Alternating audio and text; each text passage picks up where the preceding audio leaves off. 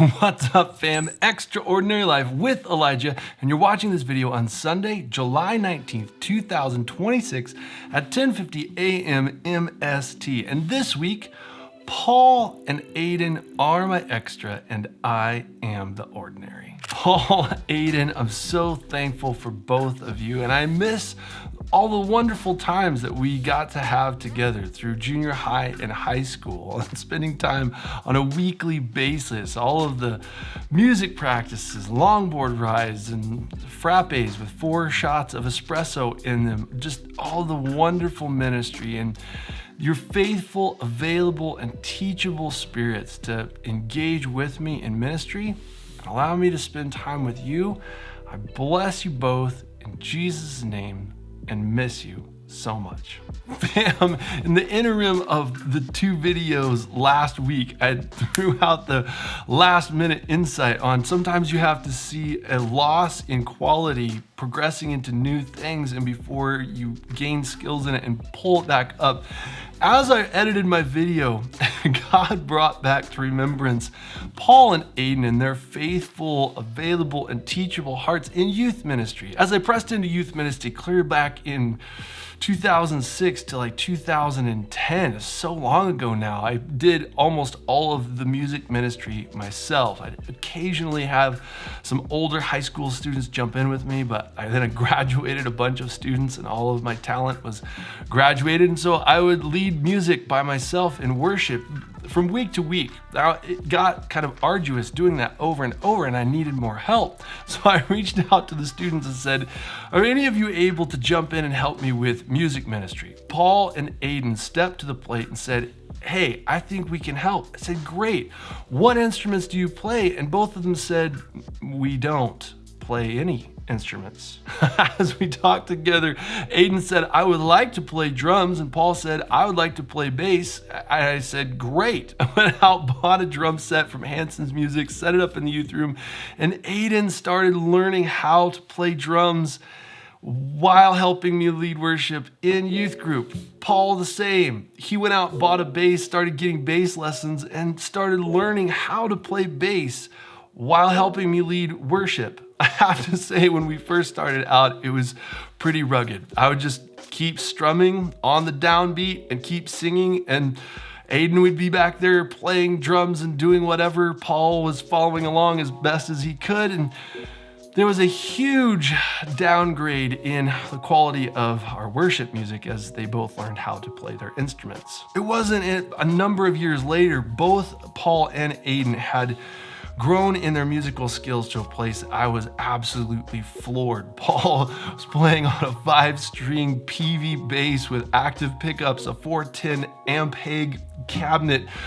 Aiden went out and bought a double pedal that he was doing double pedal rhythms like heavy metal style on the drums. It was absolutely insane. And as we merged forward, it led to the most meaningful moment of worship that I've ever been able to lead in music in my life. As we grew in skill, we started getting invited to play at youth camps and youth ministries throughout Billings, the town where I did youth ministry. And as we merged up to do junior high music at a junior high camp for a whole week, the first or second day into the week, we got horrible news that a good friend of mine's mother, Shirley, had been involved in a horrible accident with a plane and had been tragically killed. Both of her sons, Levi and Adam, had served at the camp that I was at, and the staff, myself, all of the campers were devastated to receive this news.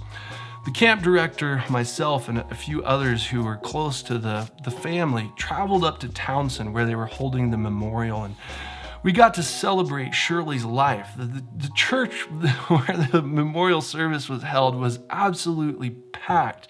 They shared the gospel, and Shirley for years had been a meter reader, reading the old style meters in the Townsend area, and so many people came out to celebrate her life. They shared the gospel, and there were numerous people who gave their lives to Christ. Our hearts were so heavy considering this tragic loss. And as we drove back, we had to consider the fact that we were merging back to camp and that we were on the schedule to lead worship that night for junior high chapel. We arrived back to the camp late. The chapel was running behind. We got in.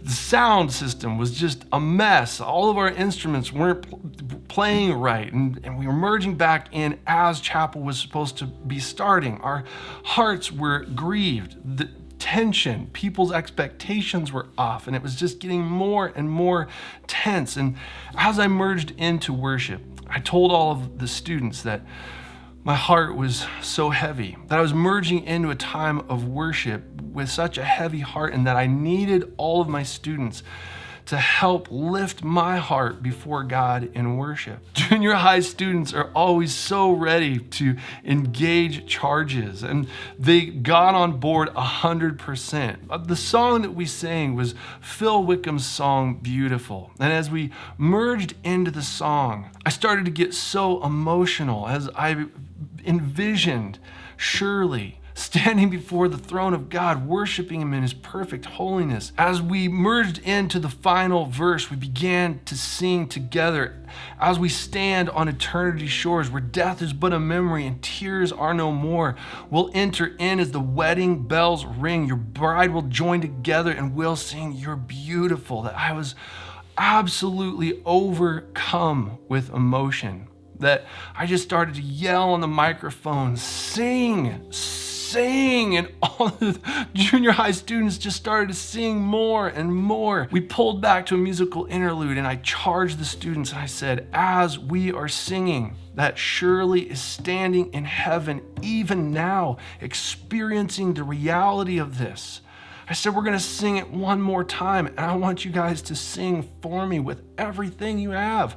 I can't sing, but you worship for me. We went into that final time through that verse. When we stand on eternity's shores, where death is but a memory, tears are no more. I remember I was strumming on my strings so hard I thought I was gonna break a string. I looked over, and Paul, he had been playing so hard over the last few days that his fingers were starting to blister, and he's just playing his bass like he's playing a bow, sending arrows of worship down range to the target of our Father's heart. I turned around, and Aiden was playing both pedals, double bass, just thundering and just playing with his eyes closed. He heard me get off of the microphone. He's such a sensitive player. And then he's like, oh, my leader's off the microphone. I don't hear his voice. So he opened his eyes, and I was just standing there watching him play, thinking, look at this man. Look at these two men who are leading worship with me on my left and my right, going into battle, fighting all the powers of darkness, worshiping God on its throne in heaven. And I was so proud, and that I was just sitting there watching him worship, playing on the drums. As I was playing, he just looked at me, winked, and mouthed, love you, closed his eyes, and went right back to it. Friends, sometimes you have to see a downgrade in quality before you see a rise in the new, in the better. As I went back, I relived those memories this week with God, thinking about Paul and Aiden, their faith to step out in vulnerability and risk, to learn how to play drums and bass while helping me lead in youth group. Just the faithfulness, the ready willingness to undertake risk by a call from a leader to say, we've never gone to this place before, but I need help to get to where I'm going. Will you take a risk with me? And that two boys said, yes. We'll give ourselves to you. What do you have in heart? We're with you, heart and soul. And out of that faithfulness, that perseverance, then we got to stand in a space. And the last time that Paul and Aiden and I led worship together as they graduated, and I merged out of youth ministry and into my next calling from the Lord, in that space, there was this moment of beauty this moment of love, this moment of honor, this place of deep joy and pride. As a spiritual father, as I saw two boys who had grown into men with such skill, who were lifting my heart before the Father to worship him in such a dark time, that we went to war and that we broke through darkness, that we touched the heart of heaven. Fam, my encouragement to you is that God has an ever-increasing manifestation of his glory in and through his church. That as the older bring the younger along, and as they impart authority to them and say, here's weapons, here's drums, I bought them for you, here's a stage to play on, here's affirmation and encouragement to learn, to grow, and step out in faith, that as you're willing to let go, and invite people along. Take something that was very easy. I could just pick all the songs out, practice myself, run into youth group, and it was way easier to just lead by myself. But as I opened up time and space and I invited young men with destiny along with me, and we merged forward, what we saw is that we merged into this place of beauty and power and effectiveness in the kingdom that I couldn't have imagined if I had tried. In your family, in your business, in your leadership, whatever context you're in, I would invite you, I impart grace to you to be able to step out in freedom, to empower those around you into the new that has increased glory and joy waiting for you in the future. If you subscribe to what I am doing, come along for the ride. I love to have you surround me, walk forward together to get to the place where I want to go, and I can't get there without you. If you subscribe to what I am doing, then hit the button, hit it, and then get it. Hit the bell as well so you get notified with the new content. So much content in that moment. And if you love this video, you didn't just like it, hit the thumbs down button. Pray blessings on our lives together. I love you guys lots, and I will see you in the next video. Huge sniff, which starts now. Was in this video. I thought about this all week, guys, that I remembered in that moment, that week of junior high camp.